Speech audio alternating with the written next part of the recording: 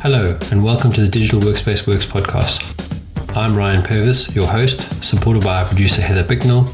In this series, you'll hear stories and opinions from experts in the field, stories from the front lines, the problems they face and how they solve them, the areas they focused on from technology, people and processes, to the approaches they took that will help you to get to the grips with the digital workspace inner workings.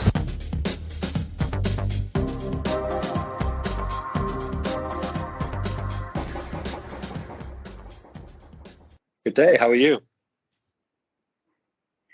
I'm good. I'm trying something different today with my workstation setup. Can you tell?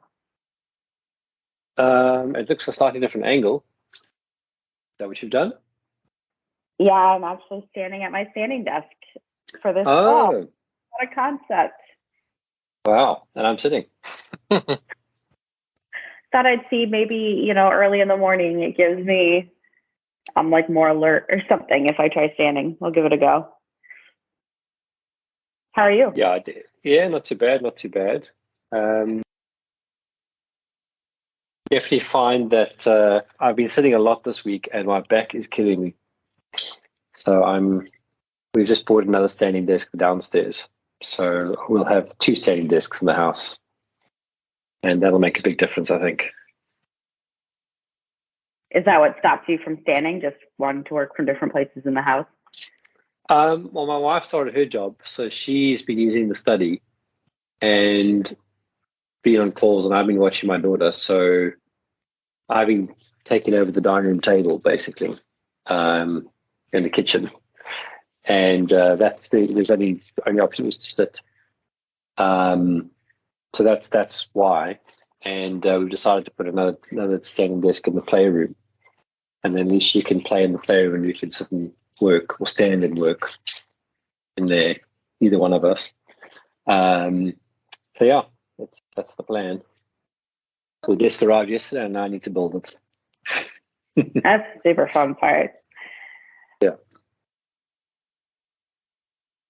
So that's the news. And then my son woke up at 2:30 this morning, so I've been on the go since then. I've just had a quick power nap, so I'm ready to go today. Oof. Sounds exhausting. That power nap sounds nice.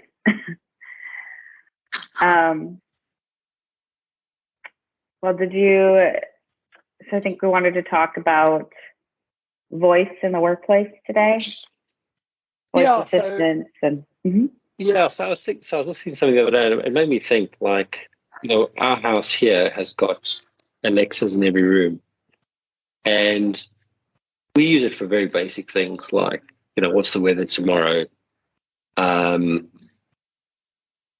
some music. And I was laughing. My wife was trying to play a song on Sunday. So Alexa played it the first time. And then thereafter, it got confused. It kept thinking she wanted to play a game. And every time she said the song, it would say, I don't have that game, but how about this game? And it's like, no, you stupid thing. But it was kind of, these things are prodigious, and your voice is another mechanism to do stuff with. And if you think about a lot of, I read a book the other day where the book must have been transcribed as opposed to written because they used the wrong words and the word sounded like something, but it wasn't the right word. And obviously the editors didn't pick it up. So, with the technology is getting there that you can just almost transcribe things directly to a written document. And then voice biometrics, in the sense of your banking app recognizing you, or security authentication, those sorts of things, are definitely becoming more and more common. Probably because the costs of them are going down, and because we've all been sitting on Zoom calls and team calls for the last 2 years, recording them and transcribing them, all the libraries of data, pattern recognition are there. If you look at the Microsoft or Zoom, they could do a lot for you as a service. So that's stuff I wanted to chat about generally. Yeah, I think the authentication via voice is super interesting. It's kind of as an alternative to like facial recognition, there's the, it seems like it would be in a way more secure because you can't just like flip a device around or like, unlock it with someone else's. If someone took your phone from you and unlocked it with your face, it'd be harder to do that with your voice. But at the same time, I'm thinking about like, you wouldn't want to say your password out loud to open a device in a public space. But I think the use case of like, you're on a call with a service rep at your bank and they can just, use that voice recognition to know that it's you that they're actually talking to sounds pretty cool. Yeah, spot on. And in fact, the thing that I was listening to, the technology that they have actually can tell if the voice is synthetic or not.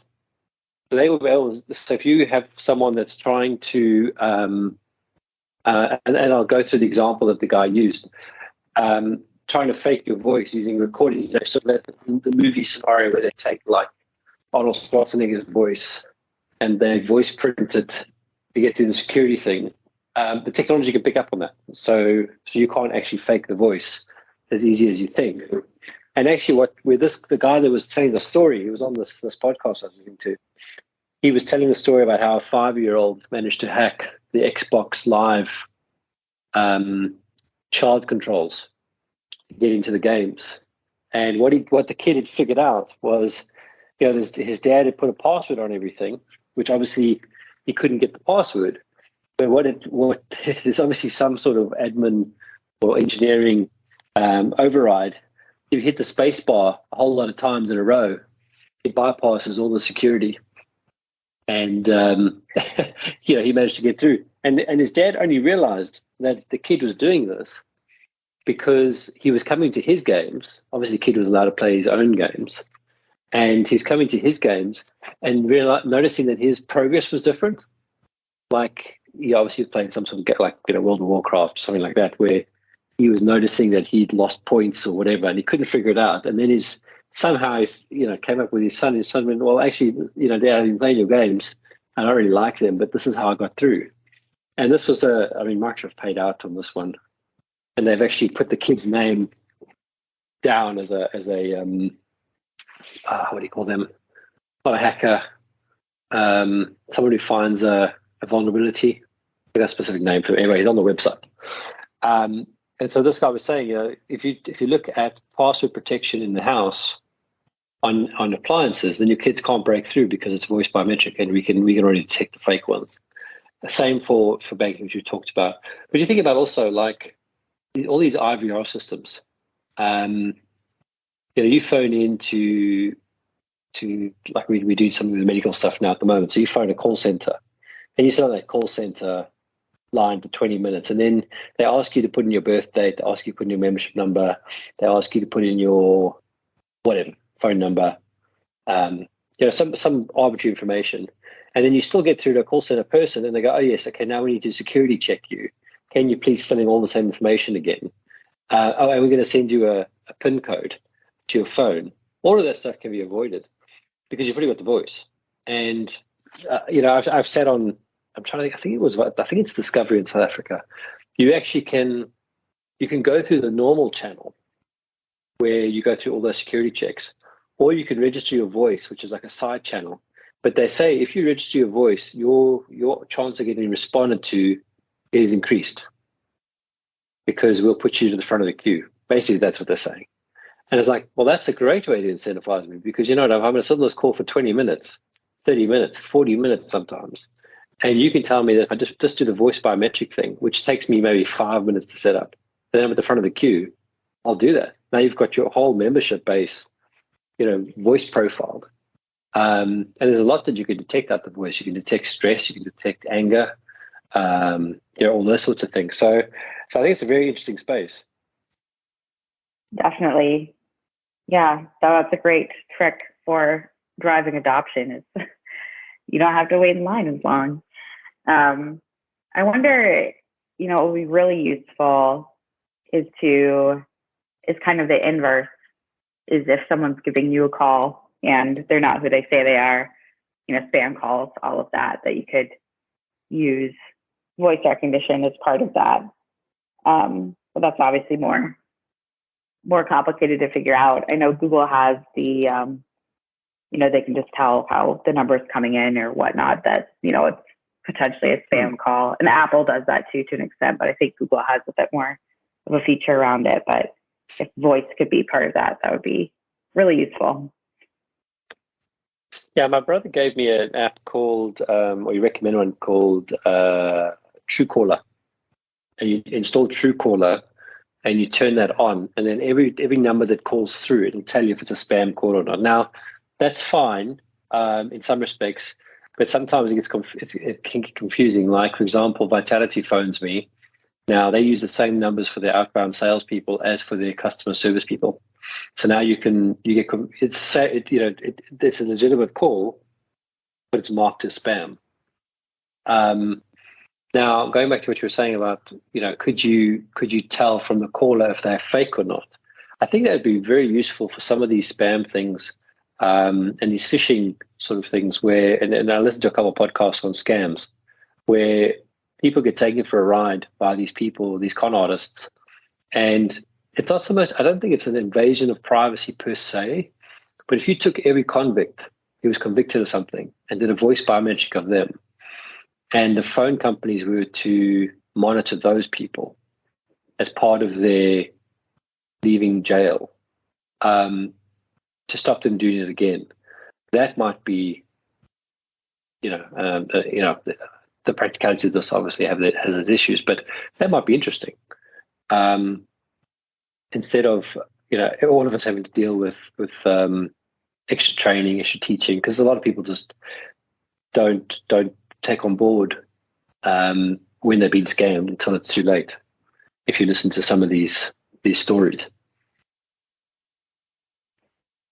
Yeah, that's interesting. Yeah, I don't really know where most scam stuff, like who is really doing that. It's always kind of a question, like who sends, you have to be pretty desperate, one would think, but who spends their time doing that. But yeah, you'd be amazed, though. Yeah. During COVID, obviously we were in South Africa, and I used to get these phone calls. So did Kirsten, probably every couple of weeks, maybe 5 weeks, 6 weeks, we'd get a phone call from a cell phone number, and it would be a recorded message saying that you have fraudulently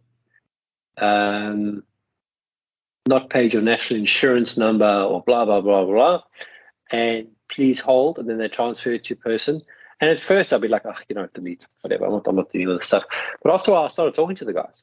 Like, so how many people fall for this? I mean, seriously, how stupid can they be? You said, last week, you'd be amazed how many people fall for this stuff. I said, are you going to stop? He said, no, I make money out of this. Why would I stop? And all he does is he takes that cell phone number. It's a burner. It breaks the SIM card and gets another one.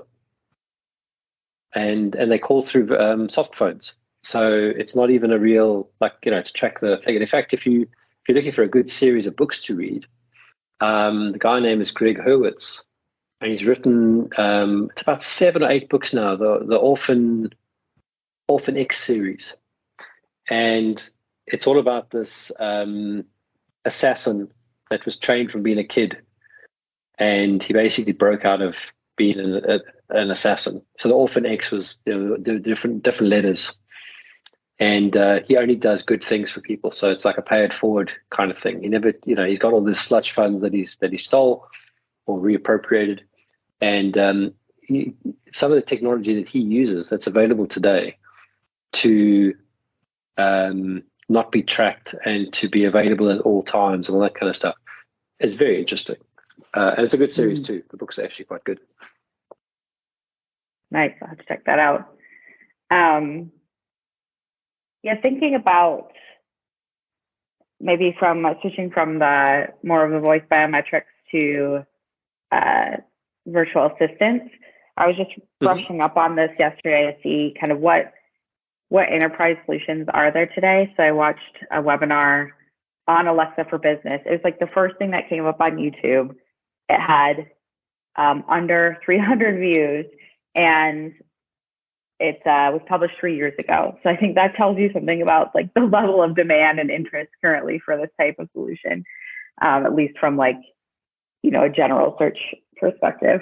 But it's still really interesting. I think, a few things that stuck out are a use case where, and I think this would be really useful now as we talk about redesigning the workplace for collaboration and obviously more hybrid teams needing to use meeting rooms between people who are working remotely and people who are on site, is to use it for a meeting room setup. So walking into the meeting room and, telling the voice assistant to set your meeting room up or start your meeting, which apparently Amazon HQ does this. And imagine just being able to go in and not have to fuddle around with the conference call and all of that. I think that would be a great enhancement that to those meeting room experiences that can often take 5-10 minutes if you're running into some sort of issue. Oh, geez, I think that hooray, you could solve that problem for everyone. I mean, I remember we did it. I think it was at UBS. We actually looked at this. Could you use Alexa in the office? And the reality is, in an open plan office, you can't, because everyone's sitting next to everyone, and it's already noisy with everyone on the phone. And now you want people to talk to their Alexas. How would they fire off and all that kind of stuff? It just doesn't work. What I've been using recently, and not all the time, but it's useful sometimes, is CarPlay with Siri. So if I'm driving somewhere, they put in some very strict laws here now, using your mobile phone in the car, and you can actually lose your license. So I now plug it in and I put it in the deepest, darkest hole in my dashboard, so I can't get to my phone. But with CarPlay, if someone SMSs me, I can reply using voice, and it's not perfect, but it's pretty good.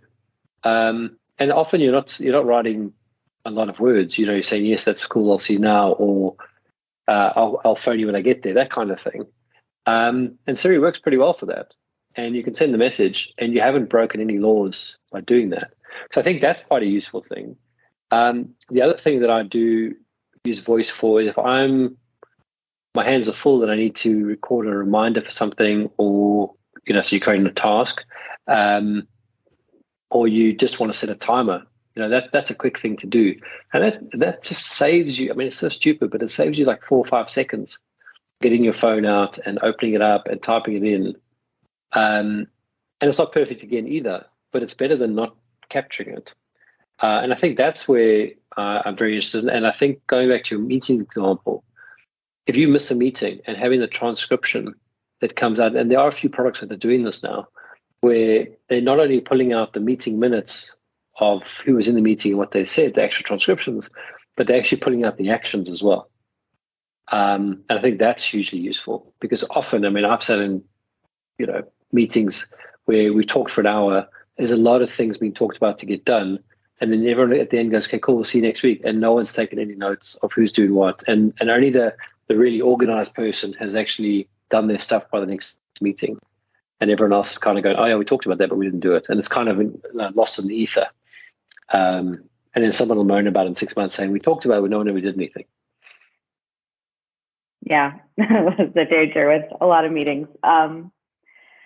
But no, I think those sound like really useful, use cases where, you need to be hands-free. That's a great one for voice assistants. I think they're really good for accessibility as well. I think about the people in my life so I guess for me, my voice assistants are like glorified alarm clocks and timers.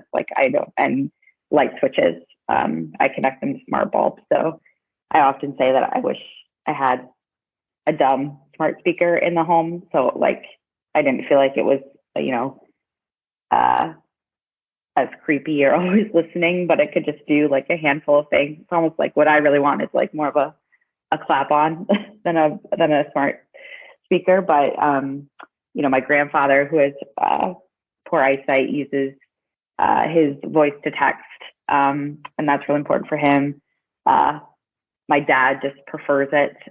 So he talks to his Apple Watch and that sends his text that way. So definitely useful for a lot of different people in use cases.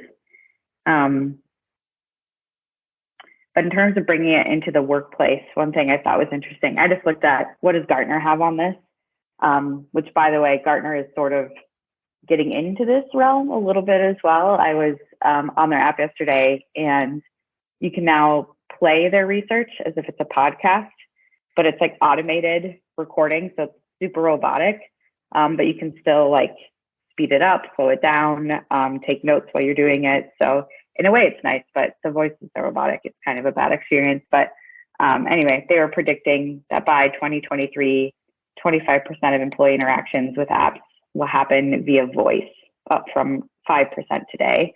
And that research was published in 2021. So that seems like a pretty aggressive timeline for me, but in terms of, building voice into apps,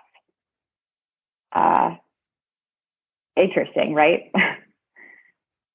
Well, look, I mean, natural language processing is a burgeoning field.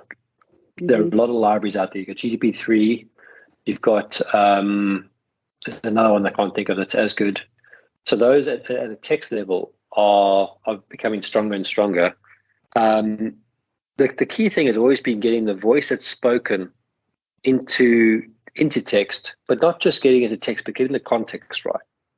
So, and I'll use one of the use cases we talked about previously when we were trying this was, I'm a user at my desk working on a computer and I need to log a ticket. So the context, that's the context. So when I log the ticket saying, and depending on the type of user, they might give you a lot of information, a little bit of information.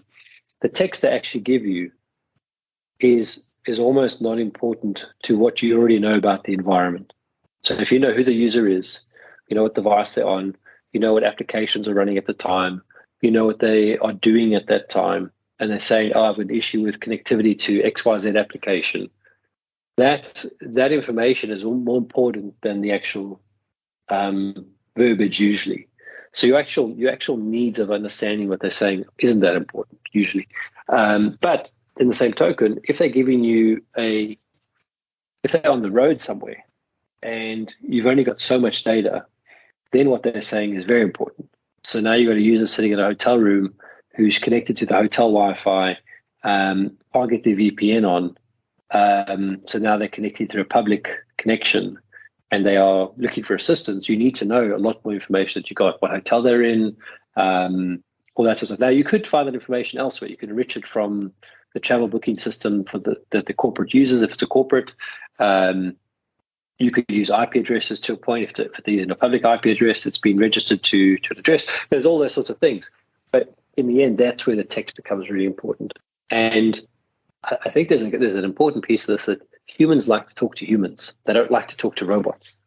Mm-hmm. So as much as, and we've looked at many products over the years, sort of, I don't want to say cognitive AIs, but supposedly very intelligent machine learning engines with pretty faces on the front. And I can't think of the name of the product we looked at, but in the end, those things still struggle with thinking like a human because they don't think like a human. I mean, machine learning it's not thinking. It's using mathematical formulas to rationalize data, looking for predictions of what you're going to do next. So, linear regressions and those sorts of things. NLP is trying to understand what you're saying and build up a frame of reference to match that with machine learning to try and predict what you're going to do. So these are not human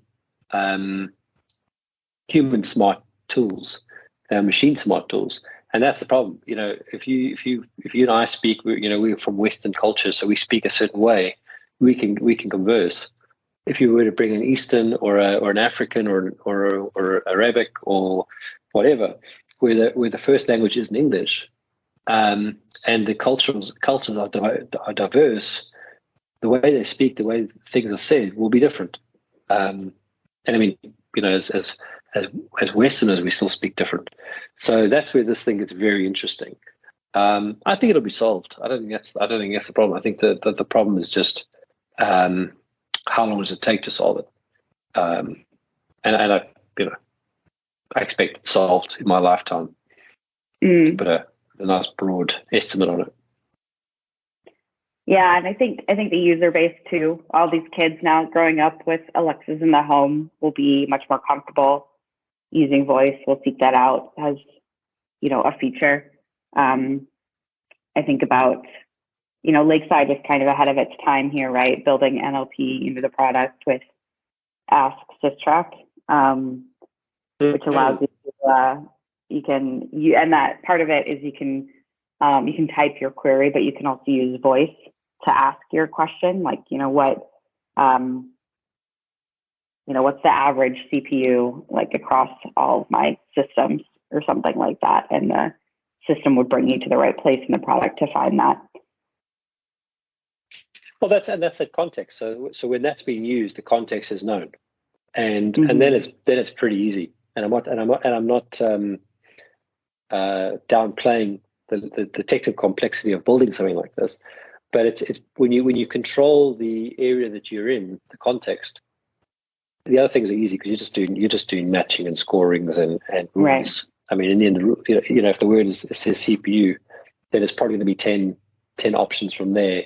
If it says average, then it's probably 5 more. If it said for the user, it's probably 2 more, and that's a 50-50 chance to get it right.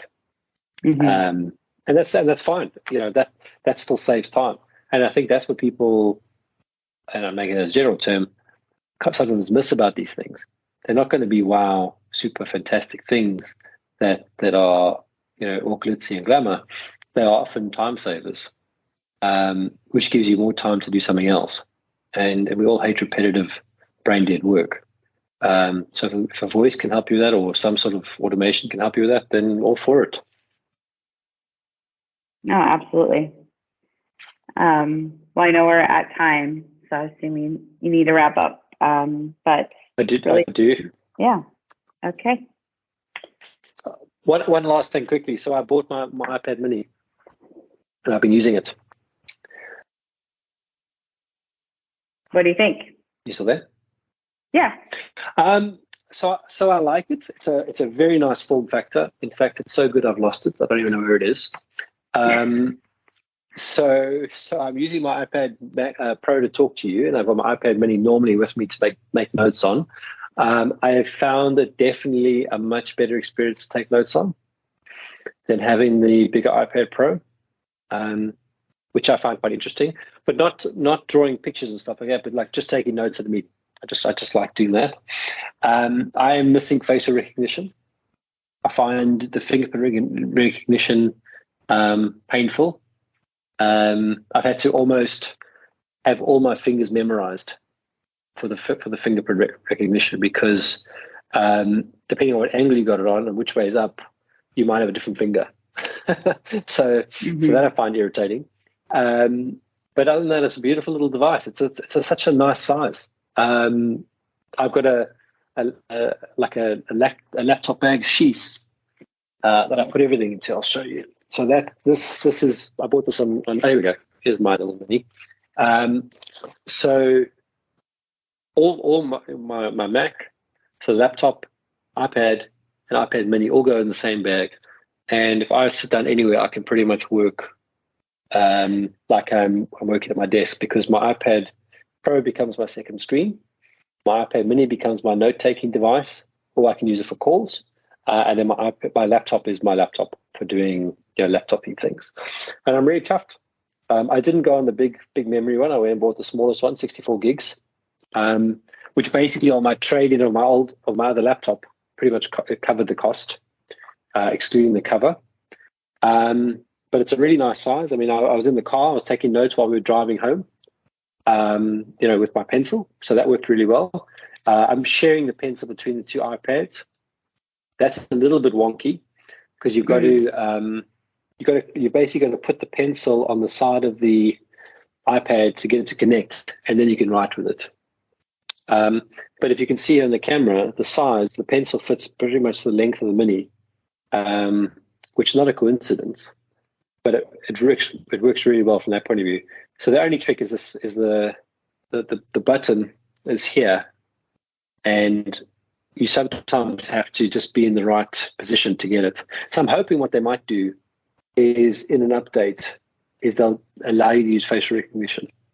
I think that's just software. I don't think that's a hardware problem. I think the camera's good enough. But yeah, I've been chuffed with my decision. Worked out well. Well, great. No, it sounds like you're getting a lot of great use out of it, and you have your whole Mac work kit. So super cool. That's it, eh? It's all, but that's, you know, I was talking to someone about the other day, and he said, yeah, you know, my wife's also an Apple person, blah, blah, blah. You guys are all like fanboys. I said, listen, my life on Apple works. A very simple thing. I don't struggle with anything on my device. And I was playing with a Windows device yesterday. I was trying to set it up. It took me 25 minutes to do something. And I kept saying to myself, why am I wasting this time? Why am I trying to do this? And it's that need to solve the problem thing. That's the only reason I was doing it. But to add value to my life, and yes, it's something I have to do anyway. But it was so frustrating. I was like, I've never had to do this on a Mac. Never had to worry about this crap, ever. So I'm hoping that Windows or Microsoft will fix these things, and maybe Windows 11, you know, H1 was the first step towards it, and H2 will fix it, and then it'll get better. Because I actually do like the Windows 11 interface. Now that I've played with it for a good couple hours, it's not that bad. But you see, it looks like a Mac, so I'm really comfortable. But they do things. There's still things that you kind of go, why did you do it this way? Really? Like, why would you do this? I can't give you an example now because I can't remember, but I'll make notes next time I look at it. But as I say, Apple ecosystem, no stress. Everything works. Yeah. Now I seem to run into less IT issues on my Mac as well. So cool. Yeah. Love to have that chat about Windows 11 sometime. Yeah, for sure. Cool. Alrighty. Well, good chatting. Cool. Talk to you later. Okay. Bye. Keep well. Cheers, bye. Thank you for listening to today's episode. Heather Bicknell is our producer and editor. Thank you, Heather, for your hard work on this episode.